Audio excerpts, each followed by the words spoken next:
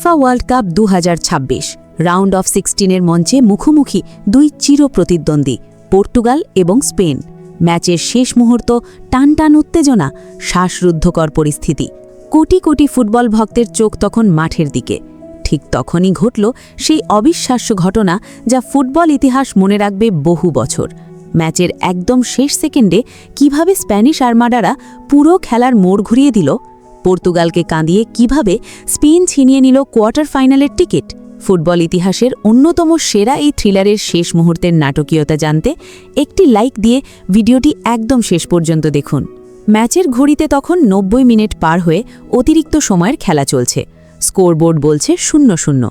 সবাই যখন ধরে নিয়েছে ম্যাচটি অতিরিক্ত সময় গড়াতে যাচ্ছে, ঠিক তখনই দেখা গেল স্পেনের সেই মাস্টার ক্লাস ফুটবল। রেফারি ফাউলের বাঁশি বাজানোর সাথে সাথেই পর্তুগিজ ডিফেন্স কিছু বুঝে ওঠার আগেই এক মুহূর্ত সময় নষ্ট না করে একটি দ্রুত ফ্রি কিক নেয় স্পেন। ফ্যাবিয়ান রুইজের পাস থেকে বল পেয়ে যান ফেরান টরেস, আর ঠিক সেই মুহূর্তে টরেস উইং দিয়ে চিতার গতিতে বাড়িয়ে দেন এক নিখুঁত পাস। বল গিয়ে পৌঁছায় ডি বক্সের ভেতর উৎপেতে থাকা মিকেল ম্যারিনোর পায়ে। সামনে শুধুই Portuguese goalkeeper Diogo Costa. 1-on-1 position. পুরো স্টেডিয়ামে তখন পিন পতন নীরবতা, কিন্তু মেরিনো ছিলেন বরফ শীতল মাথার। চোখের পলকে দিওগো কস্তাকে পরাস্ত করে বলটি জড়িয়ে দিলেন পর্তুগালের বটম লেফট কর্নারে। গোল। 90+1 মিনিটের এই নাটকীয় গোলে ডেডলক ভাঙল স্পেন। 1-0 ব্যবধানে এগিয়ে গিয়ে স্প্যানিশরা যেন পর্তুগালের বুক থেকে জয়টা ছিনিয়ে নিল। স্টপেজ টাইমের এই এক গোলেই নিশ্চিত হয়ে গেল স্পেনের মহাকাব্যিক জয়।